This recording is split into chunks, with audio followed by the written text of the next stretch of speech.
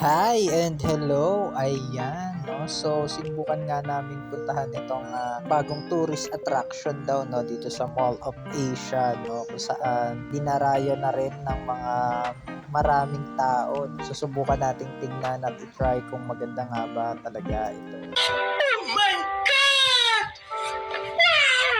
Makikita ninyo, no? Ang ganda ng mga bagong structures dito. So relaxing and very exciting, no, yung lugar. Nice. And also makikita ninyo yung dagat. Sobrang lakas ng hangin, no?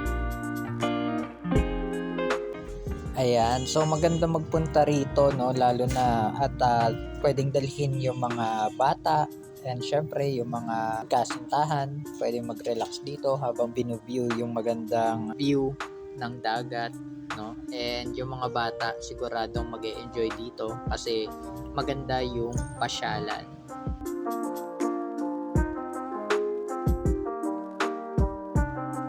Ayan, so overall maganda naman yung lugar and hindi lang namin na-picturean, no, ng yung ibang sites kasi dumating kami doon ng mainit.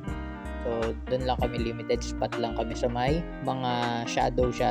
So magandang pumunta rito tuwing medyo palubog na yung araw o yung paggabi na para hindi ganoon katirik yung araw. So yun na nga, na nagpicture na kami and nagpost mga model na kami, no?